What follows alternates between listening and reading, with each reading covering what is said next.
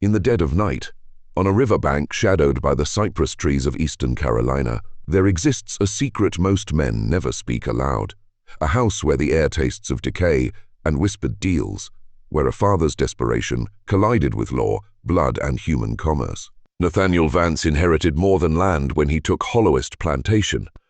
He inherited a family debt older than any bank, a hunger that would not be sated by cotton, tobacco, or gold. His daughter, blind from birth, was thought by the world to be fragile, useless, invisible, but to Nathaniel she became an instrument.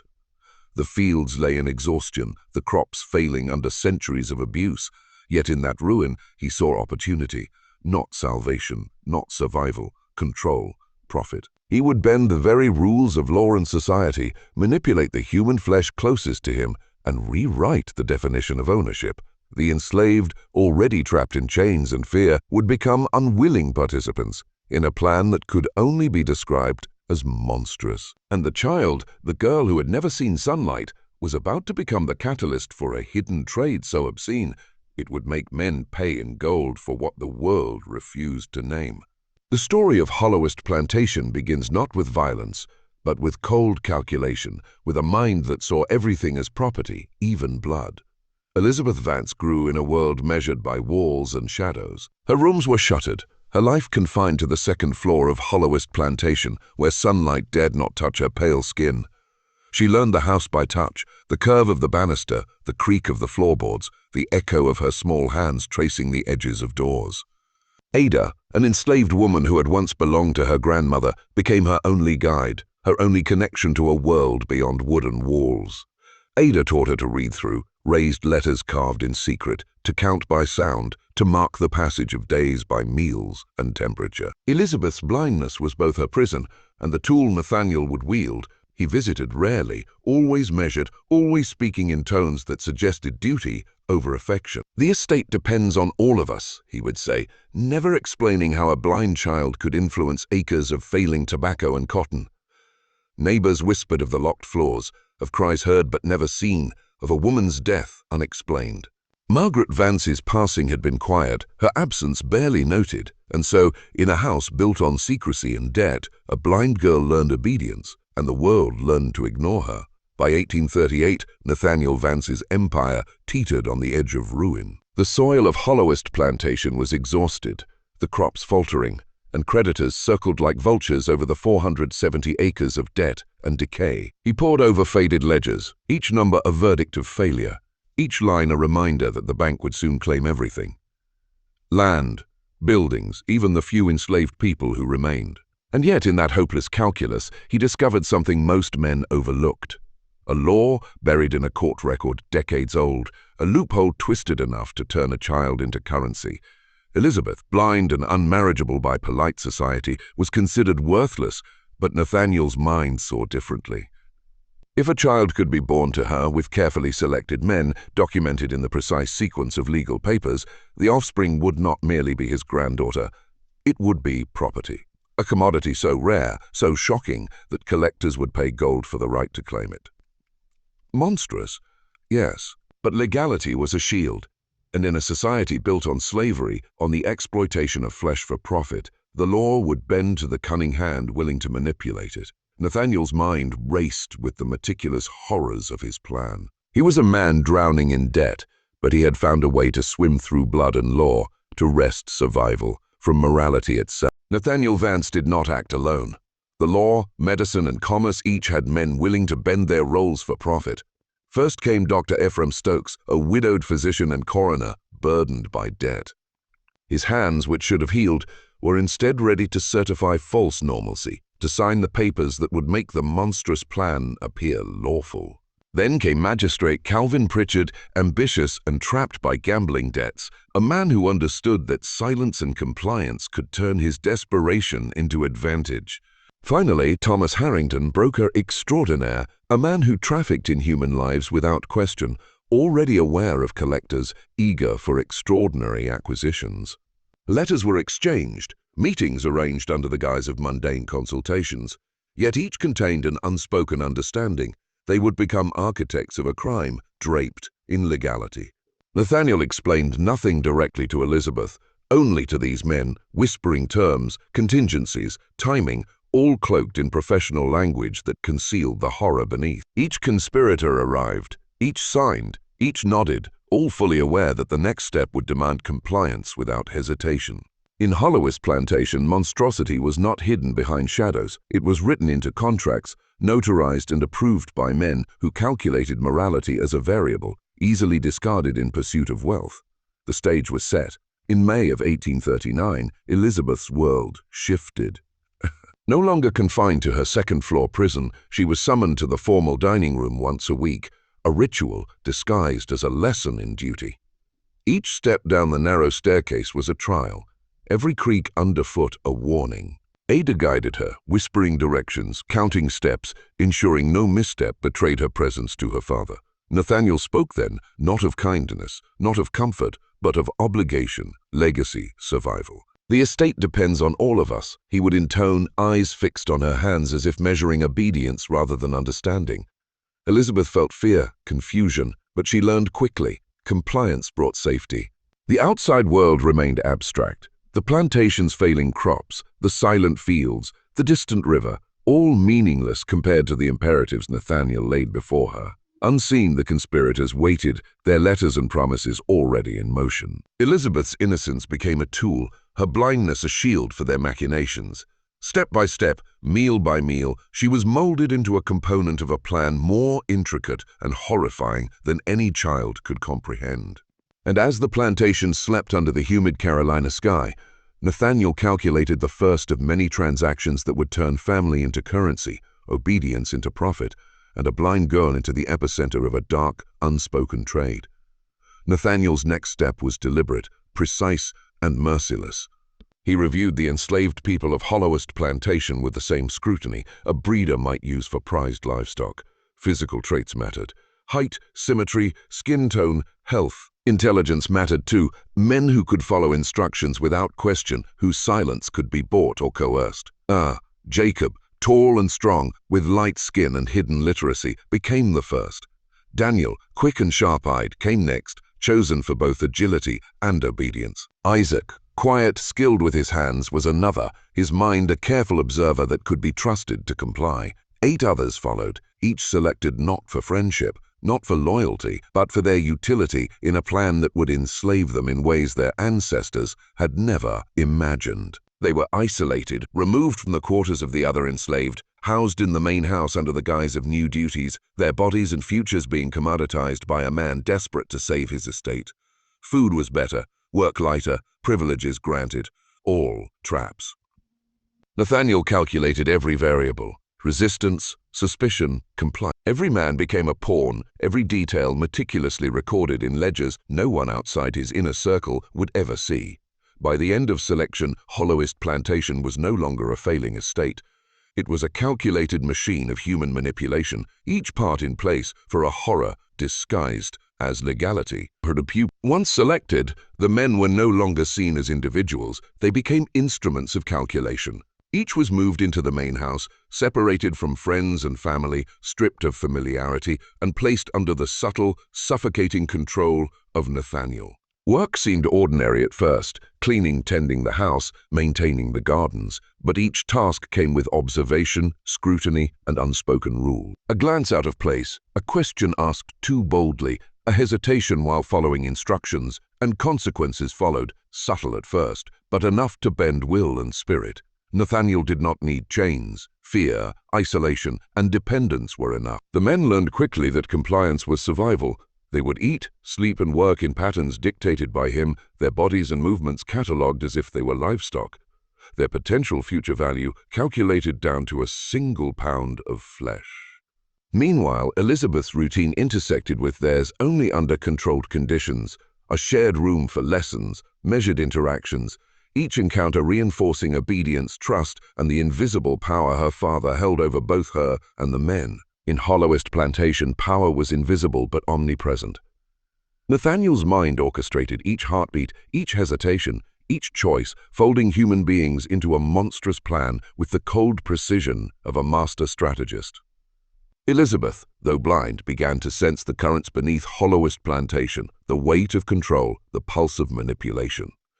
Each weekly descent to the dining room, each measured interaction with the men, was a lesson she did not understand yet felt in every nerve. Nathaniel spoke of duty, of legacy, of survival, never revealing the full horror, but she learned the rhythms of obedience, the shape of fear, the silent acknowledgement that her presence commanded compliance. Ada whispered guidance, but even her care was constrained by the invisible rules her master imposed.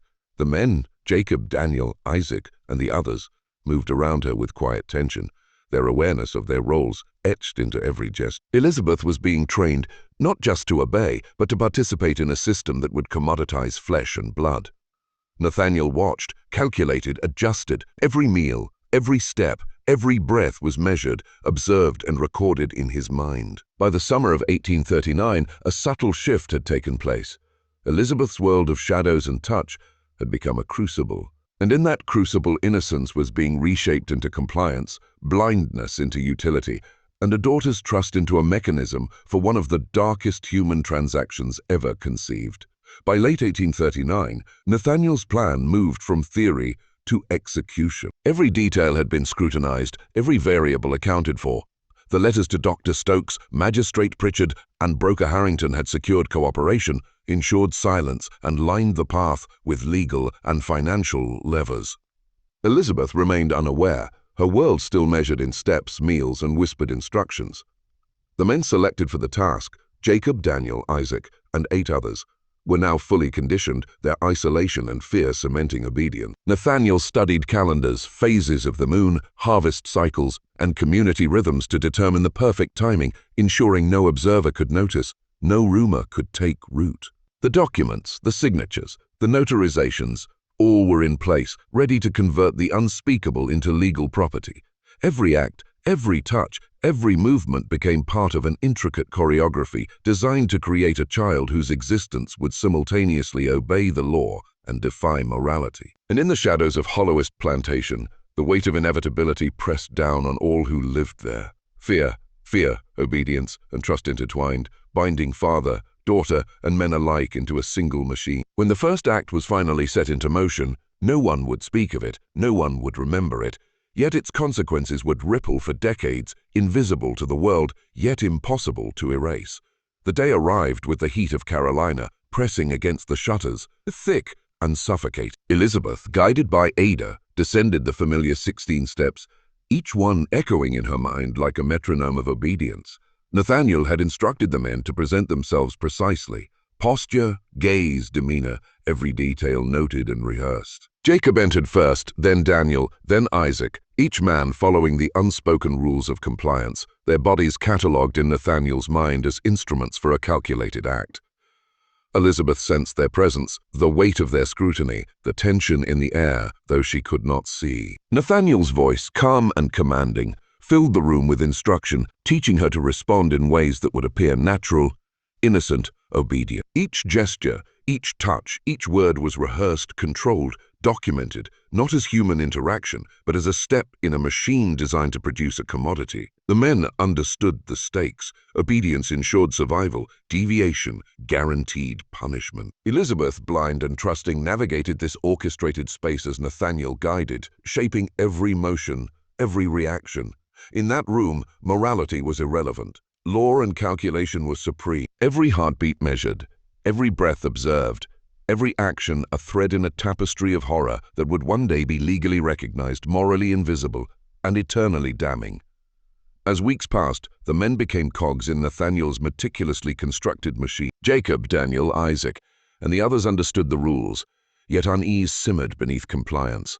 Fear alone could not erase conscience, and though survival demanded obedience, fragments of their humanity resisted. Every glance toward Elizabeth reminded them she was both child and instrument, innocence and commodity.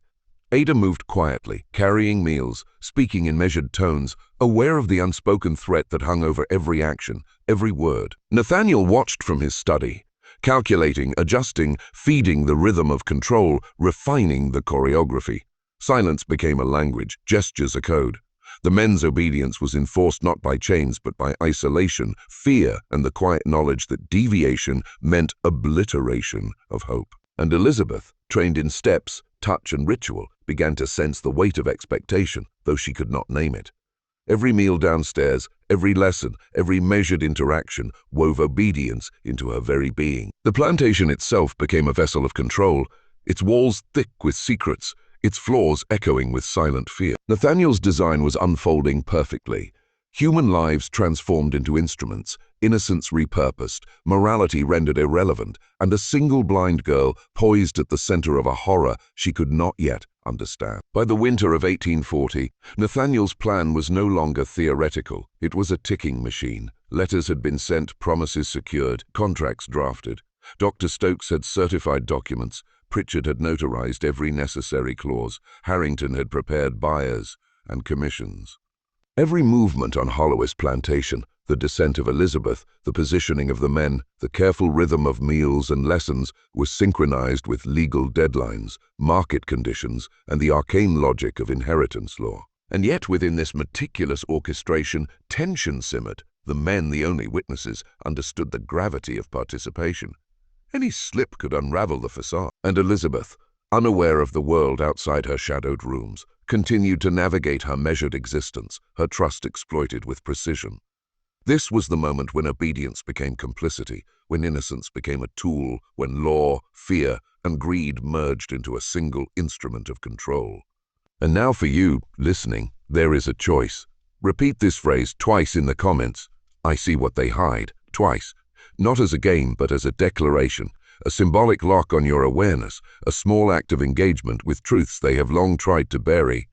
Because once you step this far into Hollowest Plantation, the knowledge does not leave you. It changes the way you see the world, and the way the world sees you. The first act of Nathaniel's plan unfolded in silence, measured with precision, each moment choreographed, like a ritual. The men Jacob, Daniel, Isaac, and the others entered the rooms under the strictest rules: positions, gestures, timing, obedience. Elizabeth, blind and trained in steps and rituals, followed her father's instructions without question, unaware of the enormity of what was happening. Every movement was calculated to produce a result that was both legally defensible and morally invisible. Nathaniel documented each encounter meticulously: witness statements, medical certifications, property classifications. Outside, the world saw nothing, and within Hollowest Plantation, the boundaries between survival, obedience, and horror blurred. The plantation became a machine, fear, trust, and law fused into one relentless force. The men's compliance weighed on their spirits, but each understood that resistance would erase all hope, not just for themselves, but for the fragile child into the machinery of compliance. Nathaniel's mind recorded every detail, every variable, every contingency. He was not driven by passion or cruelty alone. He was driven by the mathematics of debt, legacy, and the unchallenged belief that blood, obedience, and law could be converted into gold. The first generation of the monstrous plan was born quietly, legally, and invisibly, leaving behind only whispers and shadows for those who might notice. The consequences of Nathaniel's orchestration began to seep into every corner of Hollowest Plantation. Fear and loyalty intertwined, forming chains invisible but unbreakable.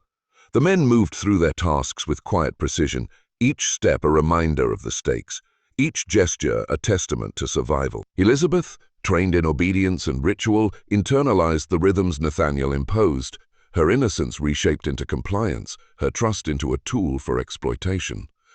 Ada watched silently, her care constrained by the omnipresent shadow of power, powerless to intervene beyond whispered guidance. The walls of the plantation absorbed the tension, echoing with the unspoken knowledge of complicity, the quiet weight of obedience enforced by fear. Outside observers saw only a failing estate, a blind girl, and men who seemed merely laborers. But inside, every heartbeat, every glance, every whispered instruction was part of a system of control. Nathaniel's calculations extended beyond law and debt. They penetrated morality itself, turning human lives into instruments of survival and profit. By now, the plantation was no longer a home. It was a crucible of corruption, an incubator of horror, a place where innocence and humanity were measured, catalogued, and exploited. Hollowest was not just failing, it was mastering the art of invisible domination. Nathaniel's plan did not end within the walls of Hollowest Plantation. Letters, contracts, and promises ensured a network of complicity stretched far beyond the estate. Buyers in Charleston, Baton Rouge, and Virginia waited for the eventual acquisition. eager to pay gold for the fruits of this engineered horror. Each transaction, each legal maneuver reinforced the invisible economy of exploitation, where flesh and blood were traded like commodities, morality irrelevant. The men, once individuals with hopes and fears, had been catalogued, measured, and repurposed. Elizabeth, still blind, continued to navigate her small world, unaware of the full scope, yet shaped into a tool for profit and control.